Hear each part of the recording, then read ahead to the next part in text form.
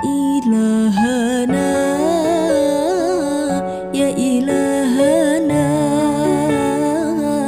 من ديننا ودنيانا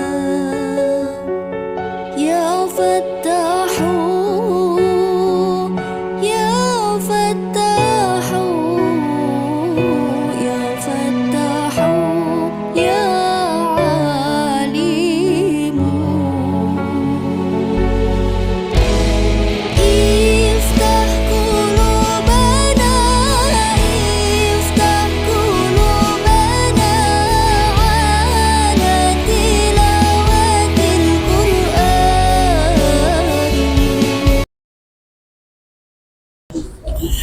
Assalamualaikum warahmatullahi wabarakatuh. Ala hadhihi niyyah kullu niyatin salihah. Sirril Fatihah. A'udzu billahi minasy syaithanir rajim. Bismillahirrahmanirrahim. Alhamdulillahi rabbil alamin arrahmanir rahim maliki yaumiddin. Iyyaka na'budu wa iyyaka nasta'in. Ihdinas siratal mustaqim. Siratal ladzina an'amta 'alaihim ghairil maghdubi 'alaihim waladdallin. Amin. Bismillahirrahmanirrahim.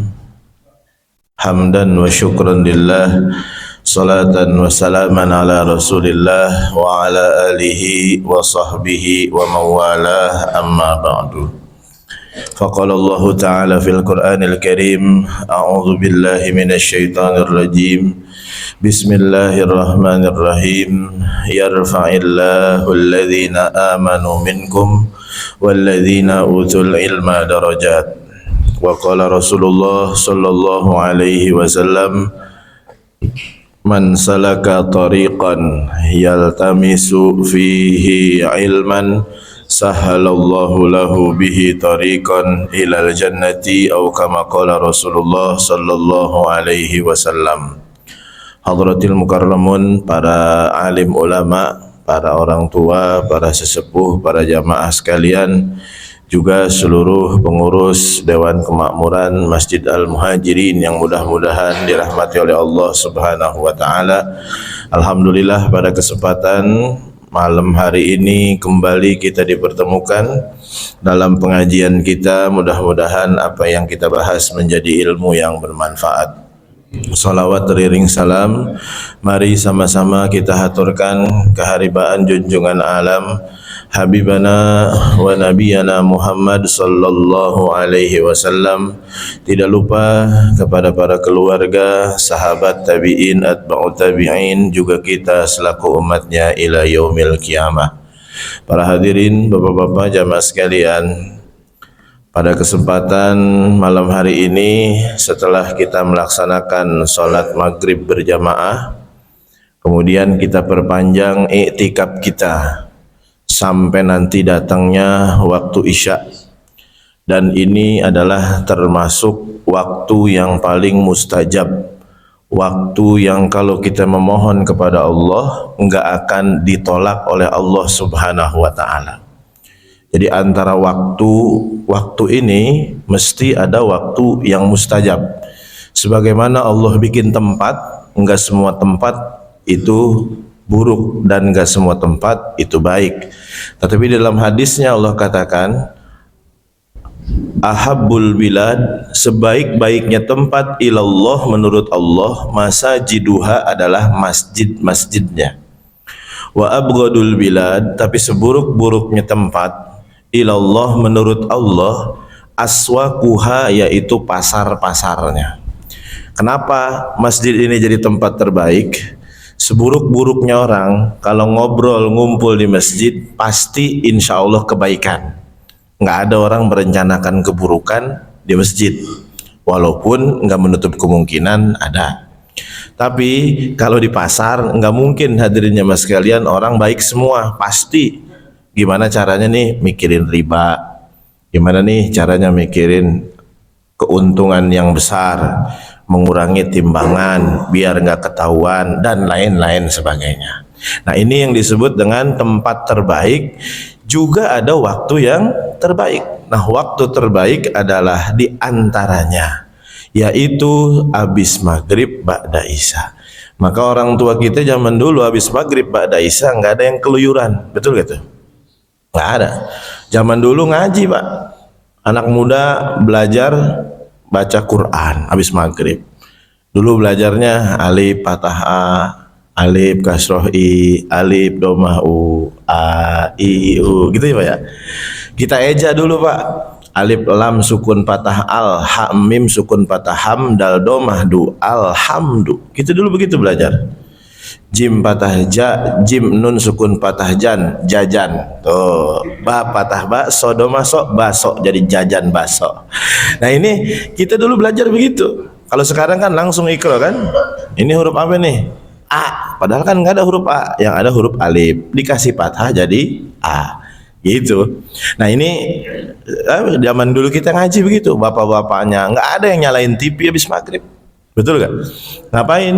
Bener-bener dia ini memperdalam ilmu agama. Paling nggak zikiran, paling nggak baca Quran. Nah ini karena kenapa? Waktu mustajab. Maka pernah ada yang orang tanya sama saya, Ustaz, kenapa ya kalau kita naik motor habis maghrib, itu kalau kita nyalain lampu motor, itu suka ada binatang yang kecil-kecil masuk ke mata, betul gak? Apa itu namanya? Hah? In English we call it as remetuk. Hah? Remetuk gitu ya. Nah remetuk itu dia bilang, itu kenapa Ustaz ya keluarnya maghrib-maghrib? Saya bilang dari dulu juga keluarnya maghrib. Yang salah ente kenapa keluar maghrib-maghrib? Sebab orang dulu nggak ada yang keluar maghrib-maghrib. Nah ini hadirinnya mas sekalian, artinya ini yang dikatakan sebagai waktu yang terbaik. Maka kita isi waktu terbaik kita pada kesempatan malam hari ini setelah sholat maghrib, beritikaf, dan sambil kita tolabul ilmi. Mudah-mudahan yang kita bahas jadi ilmu yang bermanfaat. Bapak-bapak jamaah sekalian, saya ingin tadi ditelepon sama Pak Warsomo. Saya lagi bercanda tuh sama anak. Bi, Abi ngaji nggak Bi? Enggak. Semalam tuh dia ngomong katanya, Abi nih sekarang ngaji terus, nggak pernah main sama aku. Nah, tadi pagi saya ngaji, pulang-pulang zuhur tidur, habis asar baru main. Nah, habis tadi main, ditelepon lagi. Nah, Abi mau kemana? Suruh ngaji lagi ya katanya gitu. Gak apa-apa deh, yang penting aku jajan katanya. Nah hadirin jamaah sekalian, begitu berangkat pengajian, saya masih bingung temanya apa nih ngaji. Nah, tapi saya kebayang waktu itu, waktu zaman di pesantren, saya disuruh ngapalin satu ayat surat Al-Hujurat ayat 22. Jadi kalau di pesantren itu hadirin jamaah sekalian, belajar tafsir itu mesti dihafal dulu ayatnya, baru artinya dalamnya nih apa maksudnya begitu. Dan itu kurang lebih 15 tahun tafsir Jalalain itu nggak hafal, maksudnya nggak hafal, nggak hatam. Ya, tafsir Jalalain itu 15 tahun nggak hatam. Tapi kalau tafsir jalan lain, nah bisa jadi itu hatam tuh. Jadi beda tuh ya, ada tafsir Jalalain, ada jalan lain. Nah ini kalau yang jalan lain ini bisa singkat nih Pak. Nah surat Al-Hujurat ini berbunyi begini, A'udzubillahi minasyaitonirrajim. Bismillahirrahmanirrahim. Ya ayyuhalladzina amanu ijtanibu katsiran minaz-zon. Inna ba'daz-zon ismun. Fala tajassasu wa la yaghtab ba'dukum ba'da wa la yaghtab ba'dukum ba'da ayuhibbu ahadukum ayyakula lahma akhihi fakarihtumuhu innallaha tawwabur rahim. Sesungguhnya Allah di akhir ayat Maha Pengampun dan Maha Penyayang. Allah Subhanahu wa taala berfirman, ya ayyuhalladzina amanu. Hadirin jemaah sekalian, kalau kita belajar ilmu Quran, kalau ayatnya ya ayyuhalladzina amanu, mesti ini ayat disebut dengan madaniyah. Artinya ayat yang diturunin di fase Madinah. Ada ayat namanya Makkiyah, ada ayat namanya Madaniyah. Tapi bukan berarti yang Makkiyah ini turunnya di Mekah. Bukan yang berarti Madaniyah ini turun di Madinah, bukan.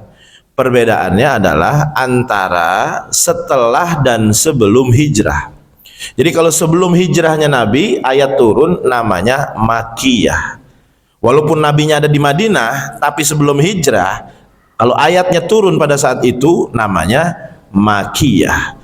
Tapi kalau setelah hijrah, walaupun Nabinya lagi ada di Mekah, namanya tetap Madaniyah.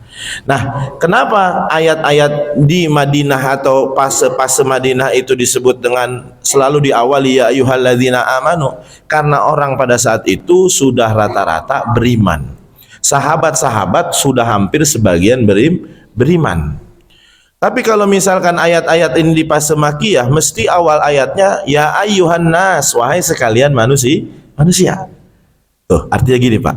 Allah Subhanahu wa taala mengkhitab orang itu biqadri ukulihim, seukuran akal mereka. Khatibul qaum, kalau kita mau bicara sama orang, biqadri ukulihim, ukuran akalnya.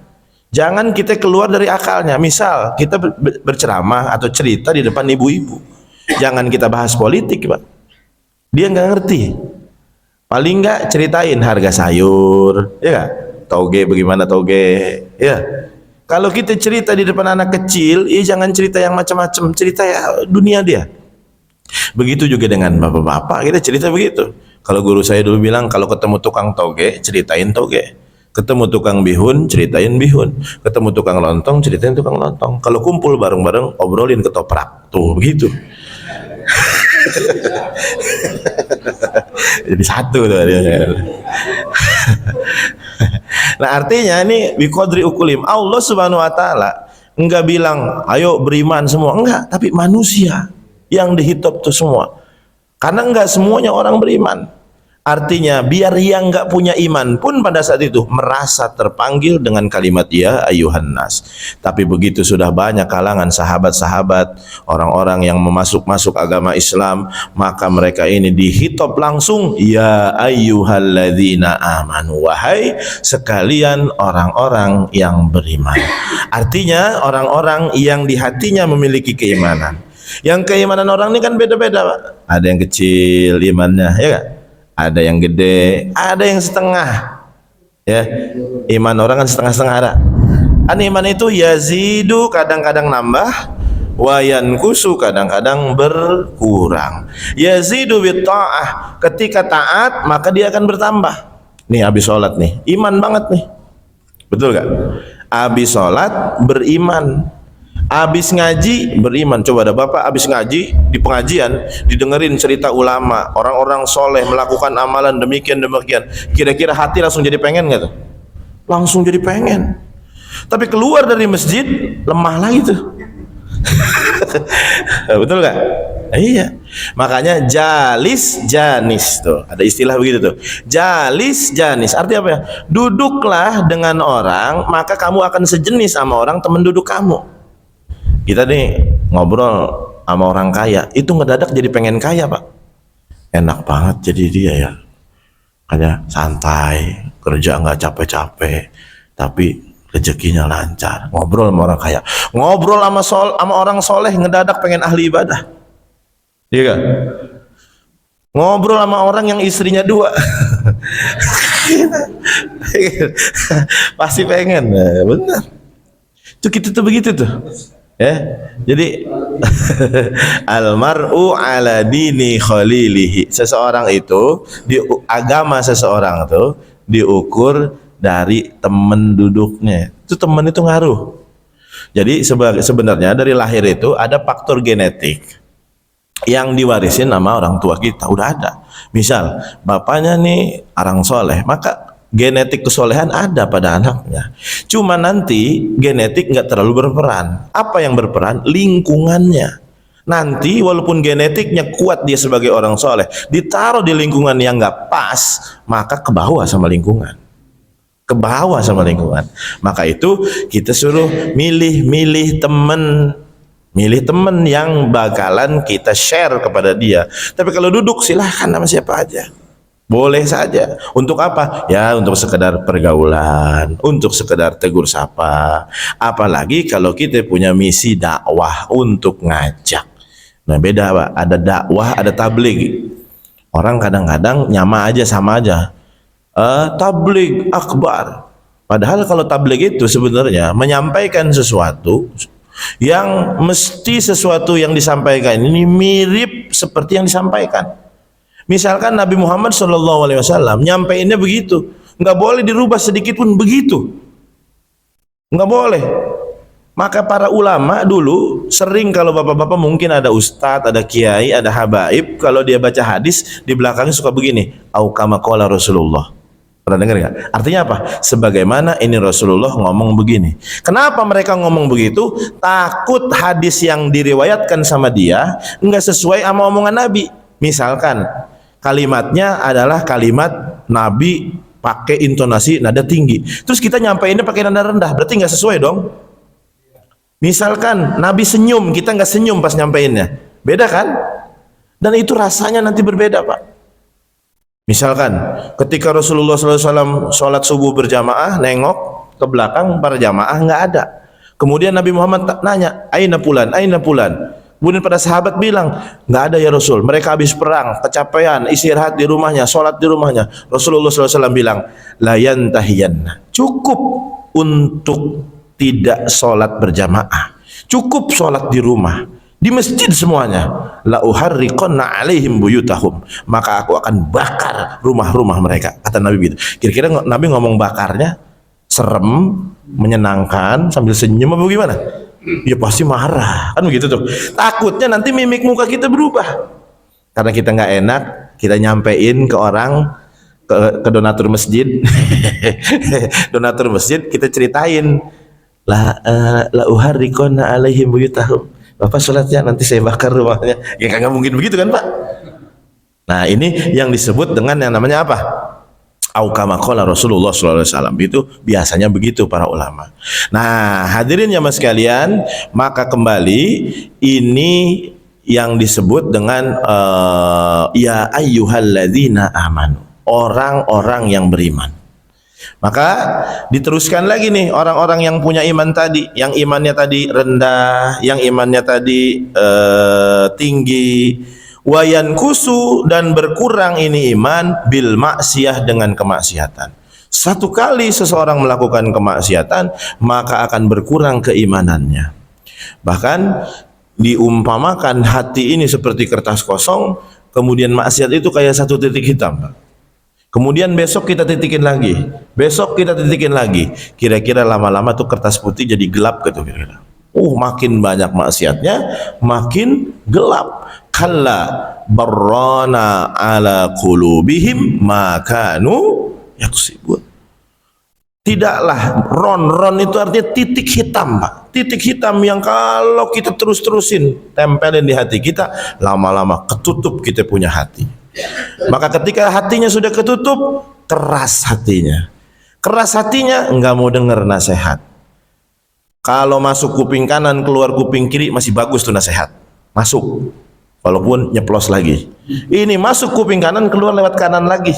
Coba itu. Enggak lewat acan itu. Nah ini nih, ada nggak yang begitu tuh? Ayo Pak, ya kan Bapak kan udah pensiun. Mau ngapain lagi? Sholat masjid, pada kegiatan. Masa 5:30 mau maghrib masih mandiin burung aja, Pak? Misalkan ini mah ada orang ngomong ya, misalkan ini mah. Udah pantas banget kan, udah tua mah ya, udah pensiun 5:30 mah berangkat ke masjid. Betul gak tuh? Ya ini masih mandiin burung aja, mandiin burung. Nah, misalkan, ya kalau misalkan mandiin burung sholat jamaah ya bagus. Nah, tapi dia emosinya keluar, burung saya.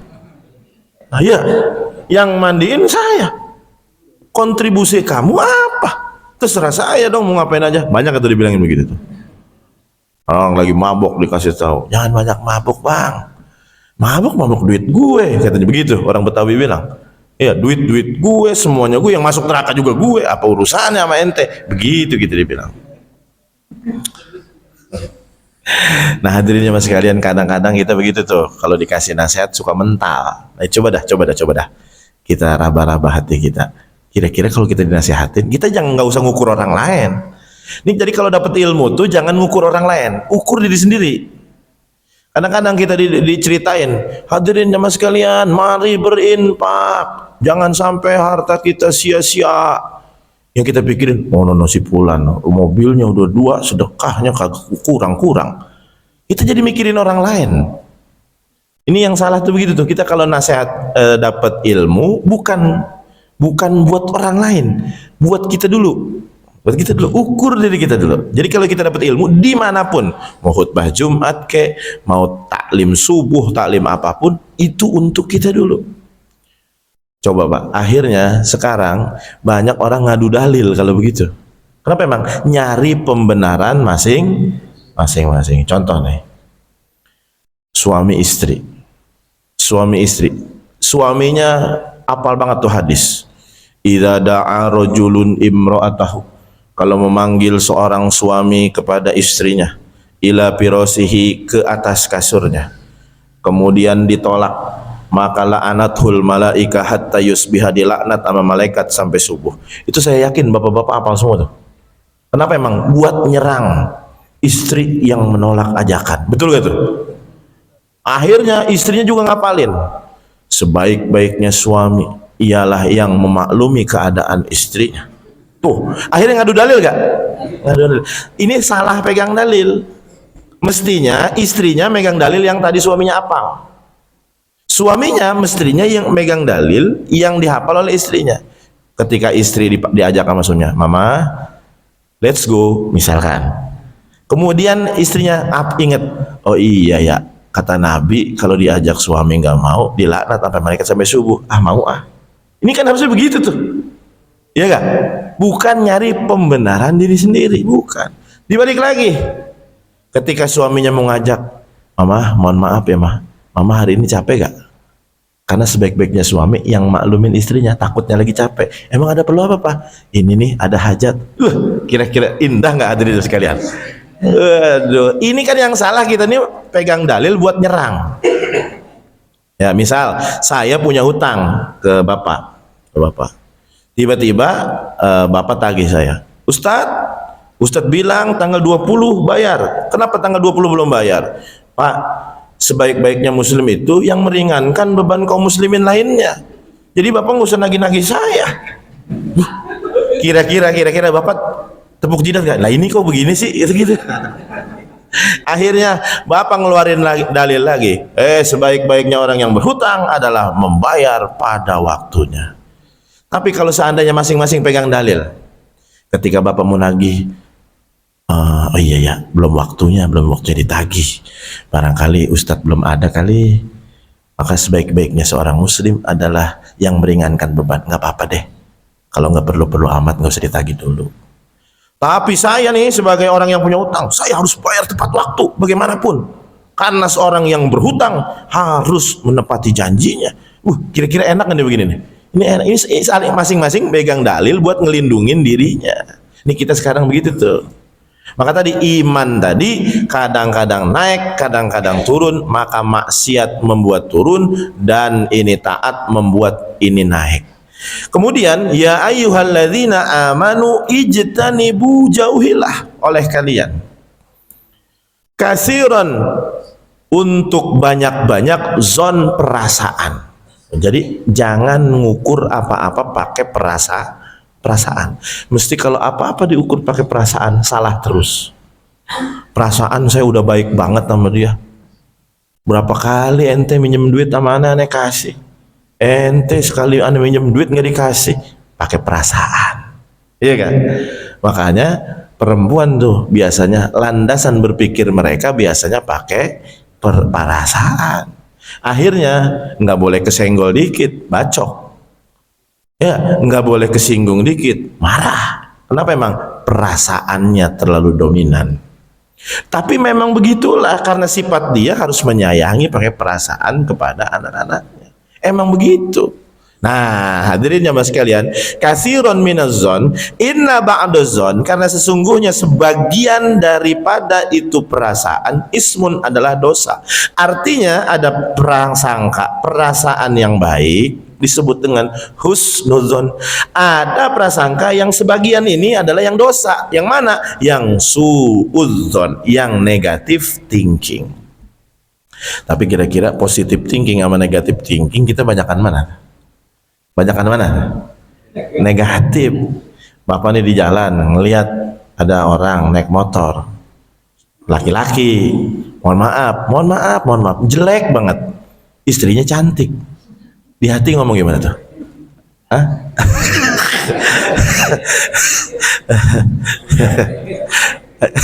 Mesti tuh kemana-mana pikiran, iya gak? Kita makanya kata guru saya, jangan sering-sering di jalan. Kenapa? Kalau di jalan mah ini mulut suka gatel, pengen komentar aja. Apalagi bareng-bareng duduknya, berlima, berdua, bertiga, lewat orang, itu gampang banget komen, Pak. Bener. Ramadan kelima, duduk di pinggir jalan, ada orang belanja, bawa bungkusan tuh, bungkusannya Ramayana, Robinson, ngomong, baru juga 5 hari puasa udah belanja aja. Nah emang yang belanja duit dia, emang kenapa emang belanja? Nih zone kita nih, zone, ya gak? Bapak lewat ke depan rumah tetangga, tiba-tiba tetangga bapak masuk ke rumahnya. Lah, kok saya lewat dia masuk? Kenapa ini? Ini kan kita prasangka gini nih. Padahal bisa aja emang kompor gasnya belum dimatiin. Bisa aja istrinya panggilin. Kan kemungkinan banyak yang yang kita bisa bikin di dalam otak kita. Dia ini ada keperluan lain. Bukan berarti ngeledek, ngehina kita. Nah ini namanya banyak perasaan. Hadirin yang sekalian, repot ini punya perasaan kayak begini nih. Yang apa istilahnya baper. Iya gak? Ada gak yang baperan? Ada. Nggak boleh kesinggung dikit. Iya, sensi. Ustadz ceramah masalah sedekah, apa. Langsung kata dia, ini mesti DKM nih, nyuruh ceramah sedekah nih. Pasti ini ada titipan ini DKM nih, katanya. Ustadz bahas sedekah ini pasti. Makanya Pak, waktu saya itu aslinya orang Karawang, kemudian punya istri, Teluk Jambe, betul. Istri orang Bojong asli.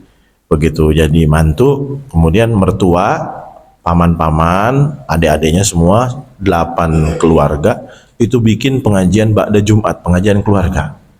Kemudian bilang sama saya, "Ustaz," katanya, "isi deh pakai ceramah kek, itu apa gitu, ceramah." Saya bilang saya nggak mau ceramah, apalagi mertua, apalagi yang kita ceramahin istri, apalagi ipar, ya kan ribet nggak nih kira-kira nih? Ini menguras energi. Coba, bapak-bapak nih, bapak nih di kantor bisa jadi bos. Cerita apa aja orang percaya.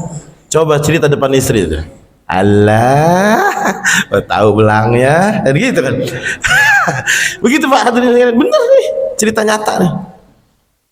Tapi saya setiap Kamis ngaji juga. Ibu-ibu di masjid, itu istri, mertua, ini ngaji nih di keluarga. Saya bilang, lah kalau nggak mau ceramah bagaimana? Maunya apaan? Saya bilang baca kitab aja. Kenapa emang baca kitab, apa bedanya baca kitab sama ceramah? Beda. Kalau ceramah ada yang tersinggung, nanti marah.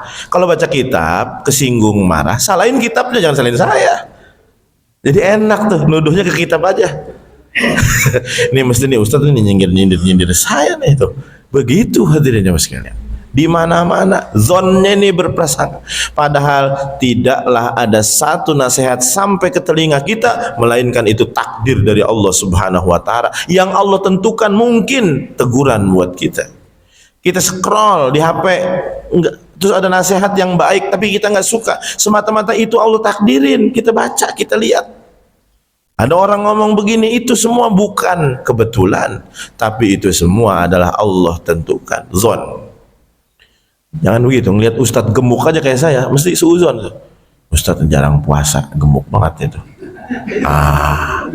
Ngelihat ustadz yang kurus, seuzon lagi. Ustadz kurus banget, istrinya galak kayaknya. Salah hadirin sekalian, salah terus. Salah terus. Nah makanya hadirin jamaah sekalian, kita pun selaku orang jangan selalu ngikutin apa kata orang. Ridwan nas goyatuhu la tudrok. Kalau kita mau cari keriduan semua orang sampai kiamat nggak bakal dapat Pak. Biar semua orang cinta sama kita, ridho, ikhlas sama kita. Nggak bakal ketemu, mesti ada aja pembenci, masih ada. Hater tuh pasti ada. Ya. Apalagi Indonesia yang terkenal dengan apanya tuh? Netizen. Wah, netizen yang maha benar. Pokoknya apa-apa kalau udah netizen bertindak, aman udah, kebongkar langsung. Nah hadirin jamaah sekalian, ini yang disebut dengan yang namanya zon perasaan. Termasuk kita punya perasaan kepada Allah Subhanahu wa Ta'ala. Ngapa ya sholat jamaah udah rajin, sedekah udah, ibadah udah, kok ini hajat-hajat ini tidak kunjung dikabulkan oleh Allah Subhanahu wa Ta'ala. Hadirin jamaah sekalian, jangan suuzon, bukan Allah nggak ngabulin, Allah kabulin, cuman Allah ngabulin doa tuh beda-beda. Ada yang segera langsung dikabulkan. Contoh siapa? Nabi Zakaria. Nabi Zakaria apalagi sholat, panadathul malaikatu wa huwa qaimun yusalli fil mihrab. Panadat dan berseru malaikat, itu malaikat. Wa huwa, dan Nabi Zakaria qaimun, sedang berdiri di dalam sholatnya.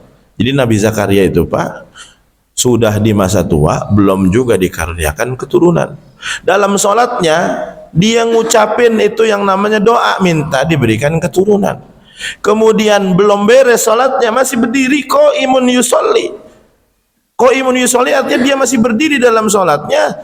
Panadatul malaikat, malaikat berseru kepada dia, yubashirhu, memberikan kabar gembira, bakal diberikan keturunan. Bukan cuma diberikan keturunan, plus nama anaknya Yahya.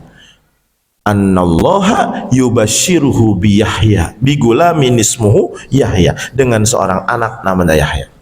Tuh, minta anak plus dapat namanya juga. Artinya apa Pak? Nabi Zakaria doanya diri, kemudian berdiri juga langsung dikabul segera.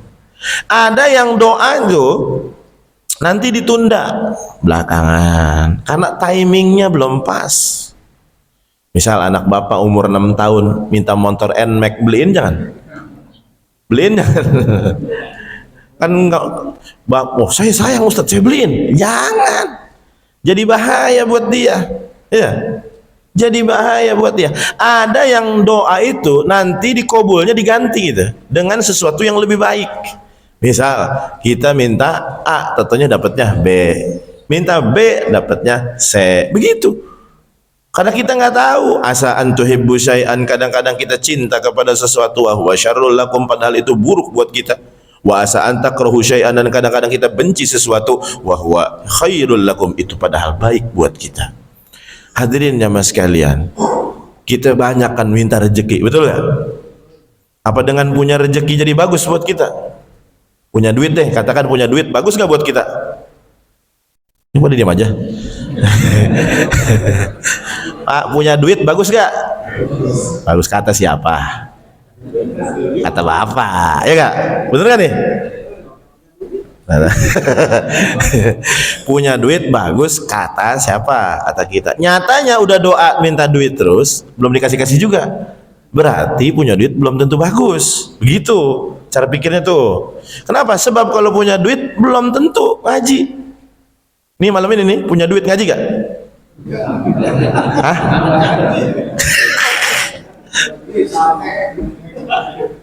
Bapak-bapak punya duit 1 miliar nih malam ini, ngaji gak? Hah? Ngaji dah, ada ngaji. Alhamdulillah. Ya jawab sendiri-sendiri gitu. Jawab sendiri-sendiri aja deh. Itu kan gitu, gampangnya gitu aja kita pikirin. Iya ya. Bapak ada yang bilang, ya Allah saya pengen punya pasangan. Apa dengan punya pasangan jadi baik buat kita? Gua tadinya rajin jamaah, begini punya dikasih pasangan, ayo jadi pengantin baru terus di dalam rumah, nggak keluar. Nah ini hadirnya masing kita nggak tahu yang terbaik buat kita apa. Ada seorang ustadz bilang sama saya, aduh, ustadz baru terjun ke masyarakat, minta unjukin nama saya, saat begini. Ya, saya kasih jadwal, kalau lagi saya ada 2 saya kasih 1, ya, saya kasih link. Sekarang apa? Wah capek, jadwal kebanyakan. Nah tuh, bener capek kebanyakan. tukang urut minta, ya Allah biar diberikan rezeki. Lama-lama Ustadz kapalan Ustadz, sehari 5 ngurut coba tuh. Emang nggak pakai tenaga itu? Pakai tenaga. Dia pengennya dapat rezeki yang banyak, sedangkan wasilah mendapatkan rezeki dia adalah ngurut. Kemudian dikasih sehari 5, lah seminggu kan pegal juga tuh. Tiap hari ngurut 5 orang, pegal gak kira-kira? Pegal Pak. Belum tentu yang kita pikirin menurut kita bagus buat kita. Itu doa kita tuh. Maka zon kita ini kita atur. Maka kata Allah, ana inda dzanni abdi, aku ini tergantung perasaan hambaku kepadaku. Kalau hambaku perasaannya baik, insya Allah baik. Kalau hambaku perasaannya buruk, pasti buruk. Nabi Yusuf alaihi salatu wassalam disayang sama ayahnya Nabi Yakub, kemudian dihinakan dengan cara dibuang ke sumur sama saudara-saudaranya sendiri, kemudian diangkat lagi tinggal di seorang aziz, yaitu suaminya Zulaikha, wazir. Dia ini adalah perdana menteri, orang nomor 2 di Mesir pada saat itu. Hidupnya jadi enak padahal awalnya dibuang. Apakah cukup sampai di situ? Enggak, diuji lagi oleh Allah Subhanahu wa taala. Gimana diujinya? Akhirnya dapat fitnah perempuan, masuk penjara. Ya kan? Kemudian setelah masuk penjara, Allah timbulkan lagi kebaikan, jadi penasehat raja. Itu begitu kehidupan. Tapi Nabi Yusuf santai aja. Kenapa emang? Sebab ada ayat itu di dalam surat Yusuf. Nah, surat Yusuf ini Pak, cerita Nabi Yusuf ini adalah cerita yang paling sempurna dan komplit di dalam Quran tentang seorang nabi. Sebab 111 ayatnya itu ceritanya Yusuf semua. Kalau surat Hud ada, tapi ceritanya nggak semua Nabi Hud. Surat itu yang namanya Ibrahim ada, tapi enggak semua ceritanya Nabi Ibrahim. Tapi kalau surat Yusuf semuanya detail. Maka diawali ayat tersebut dengan kalimat nahnu naqussu ahsanal qasasi. Nahnu kami naqussu akan menceritakan, kata Allah, ahsanal qasas, sebaik-baiknya kisah. Ini kisah Yusuf alaihi salatu wassalam. Itu kata Allah Subhanahu wa taala, innallaha la yudayyi'u ajral muhsinin, karena kami tidak akan pernah menyia-nyiakan sedikit pun kebaikan seseorang. Jadi jangan Bapak pikir Allah lupa dengan kebaikan Bapak, terus Allah enggak ngebales kebaikan Bapak. Allah enggak itu yang namanya memberikan ganjaran kepada kebaikan kita. Jangan. Kalau orang lain dikasih kebaikan bisa lupa, tapi Allah enggak bakal lupa. Ini ciri-ciri seseorang ketika beramal baik itu berharap kepada Allah atau enggaknya. Lihat, dia kecewa enggak kalau dikecewain orang. Contoh, saya berbuat baik sama orang, terus orang tersebut enggak berbuat baik sama saya. Kalau saya kecewa, berarti saya ngarep dapat perbuatan baik dari orang yang saya melakukan kebaikan kepadanya. Tapi kalau harapan kita kepada Allah, terserah kamu mau berbuat baik apa enggak ke saya, yang penting nanti pasti Allah balas. Tuh, Nabi Yusuf begitu. Apa dia dendam sama saudaranya? Enggak. Apa dia dendam sama orang lain? Enggak. Kenapa? La yudayyi'u ajral muhsinin. Allah enggak akan menyia-nyiakan orang-orang yang melakukan kebaikan. Walaupun Bapak melakukan kebaikan kepada orang lain tersebut berbuat jahat kepada Bapak, jangan pernah berpikir Allah diem, Allah tidur. La ta'khudhuhu sinatun wala naum. Enggak, Allah enggak tidur. Terus bagaimana? Biarin, saya mau berbuat baik, perintah Allah. Kemudian ada lagi rezeki, berbuat baik lagi. Terserah Allah aja. Nanti Allah kirim kebaikan-kebaikan tersebut dari orang-orang lain. Dari orang-orang lain. Yang kita kadang-kadang nggak ngerti, yang kita kadang-kadang nggak tahu siapa dia, nggak kenal dia sebelumnya. Tiba-tiba Allah hadirkan dia sebagai pembalas dari perbuatan-perbuatan baik kita mungkin di masa lalu. Wala taziru waziratu wizra ukhra. Allah nggak akan salah ngasih ganjaran. Tuh, jadi dzon. Ijtanibu katsiran minaz dzon. Inna ba'da dzon, sesungguhnya sebagian dzon itu, sebagian prasangka itu adalah dosa. Kemudian hadirin jamaah sekalian, wala tajassasu, jangan suka kita cari kesalahan orang lain. Spire, mata-mata, memata-matai ini, melihat nyari keburukan orang. Bapak, ya, kalau Bapak cari kesalahan saya sekarang, 100, 1000 Bapak dapat. Hari ini Bapak buka medsos saya, tanya saudara saya, tanya istri saya, 1000 kesalahan saya, Bapak bakal dapat. Kan manusia nggak ada yang sempurna. Akidah kita diajarin dari kecil, yang nggak pernah salah, yang terhindar dari dosa, cuma Nabi dan Rasul.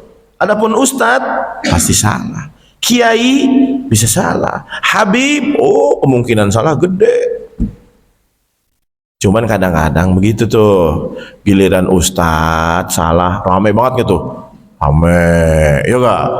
Giliran yang nggak Ustadz salah, begitu emang. Ada Ustadz poligami, ramai gak? Ramai gak?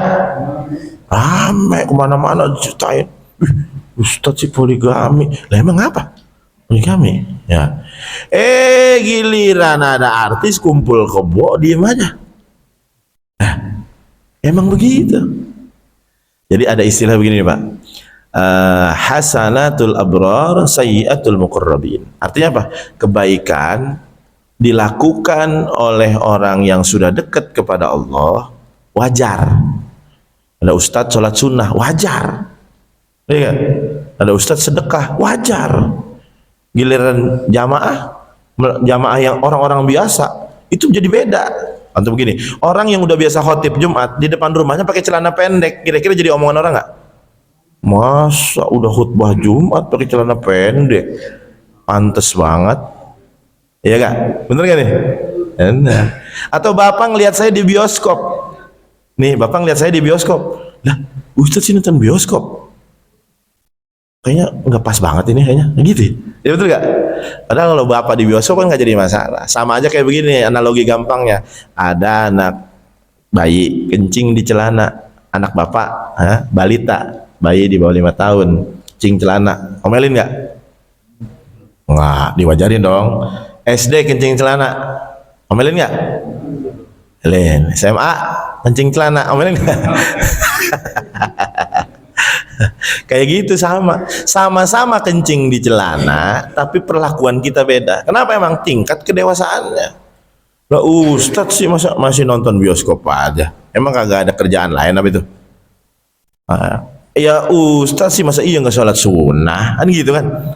Ya masa udah jadi muazin, udah jadi imam, masa pakai celana pendek, kan nggak pantas itu. Nah, gitu. Tapi tetap emang begitu Pak, emang dari dulu begitu. Tapi kesalahan-kesalahan ini kita udah tahu, Nabi dan Rasul aja yang nggak punya salah.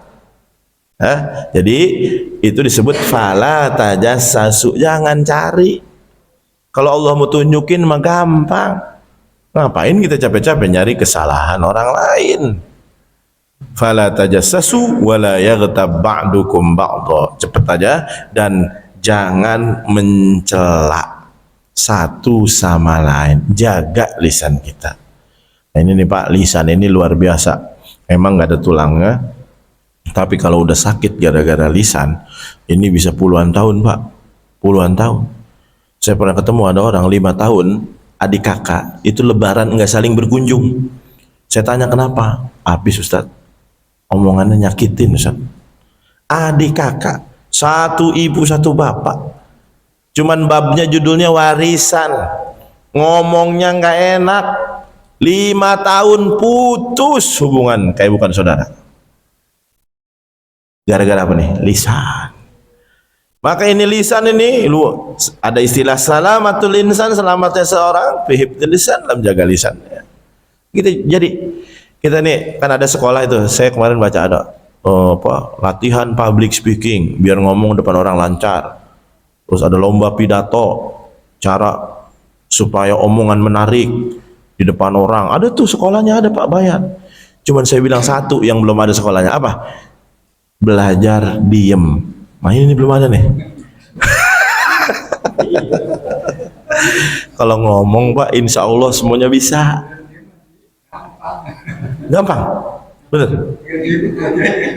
Kata siapa gampang diem? Saya tanya, gampang ngomong, gampang diem, saya tanya. Jawabnya saya tanya, gampang ngomong, gampang diem. Gampang ngomong, yang susah tuh diem. Diem apa? Untuk komentarin orang, ini itu. Kita kan komentar mulu itu.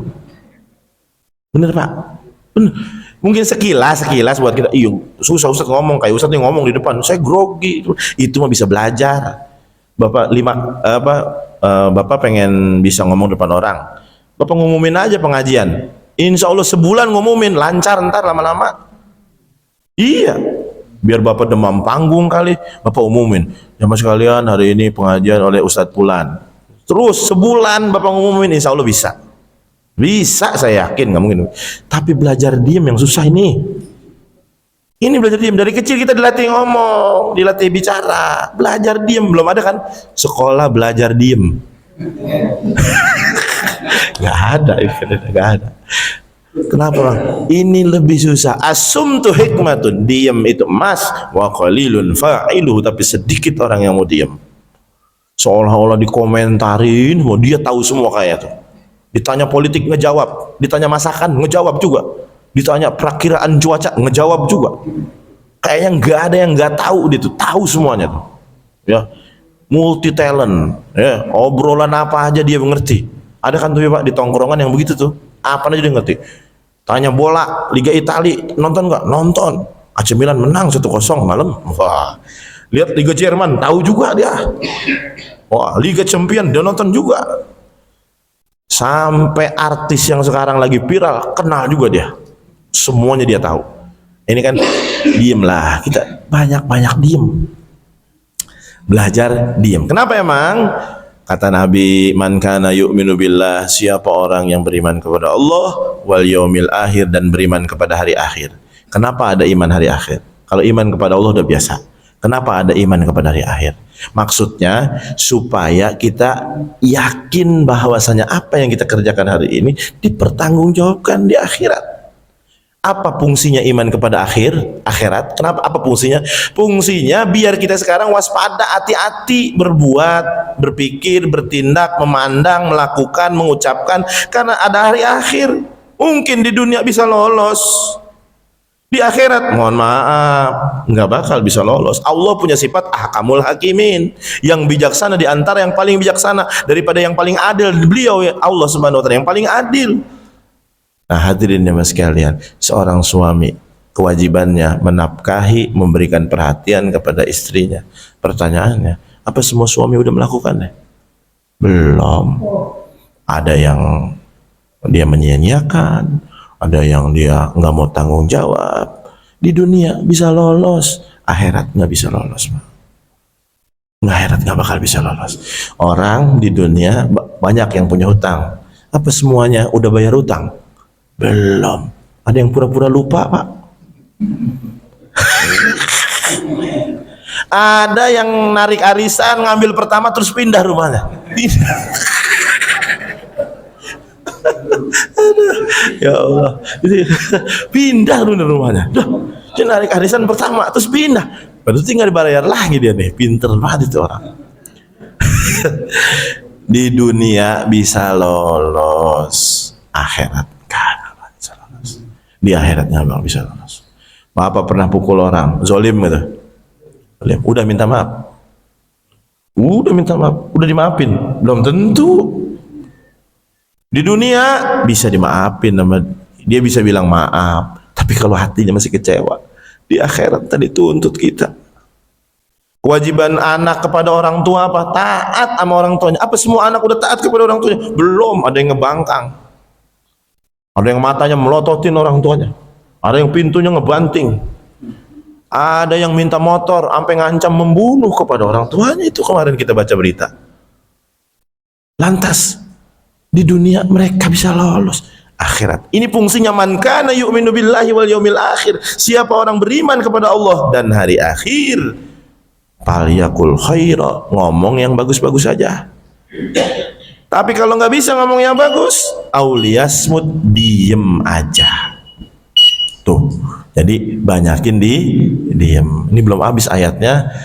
Kalau kata sinetron ini to be continue. Nah, mudah-mudahan di waktu yang akan datang kita bisa silaturahmi lagi. Ini saja yang bisa disampaikan. Terakhir Bapak-bapak, kita baca surat Al-Fatihah. Bil khusus buat saudara-saudara kita yang kena musibah itu banjir. Ya Allah, pengen nangis rasanya ngelihat itu mereka. Ya Allah, kita di sini alhamdulillah baru hujan aja, mereka banjir sampai rumahnya sampai apa itu namanya? Kita ngelihat videonya itu, tolong. Perasaan kalau kita punya kemampuan kita kesono ini kayaknya gitu. Ya, saking kita tega, maka kita doain mereka. Mudah-mudahan Allah berikan kesabaran, ketabahan, dan segera dipulihkan segala macam halnya. Al-hadhiniyah, kuluniyatin salihah, al-fatihah. A'udzubillahi minasyaitonirrajim. Bismillahirrahmanirrahim. Alhamdulillahirabbil alamin. Arrahmanirrahim. Maliki yaumiddin. Iyyaka na'budu wa iyyaka nasta'in. Ihdinas siratal mustaqim. Siratal ladzina an'amta 'alaihim ghairil maghdubi 'alaihim waladdallin. Amin. Allahumma ij'al jam'ana hadza jam'an marhuma wa tafarruquna min ba'dihi tafarruqan ma'suma wa la taj'al ma'ana wa la minna syaqiyya wa la mahruma. Rabbana atina fid dunya hasanah wa fil akhirati hasanah wa qina adzabannar. Fadli subhana rabbika rabbil izzati amma yasifun. Salamun alal mursalin walhamdulillahi rabbil alamin. Terima kasih segala perhatiannya. Mohon maaf segala kekurangannya. Saya yang menyampaikan di sini belum tentu lebih baik dari bapak-bapak semua yang mendengarkan. Wallahul muwaffiq ila aqwamit thoriq. Assalamualaikum warahmatullahi wabarakatuh.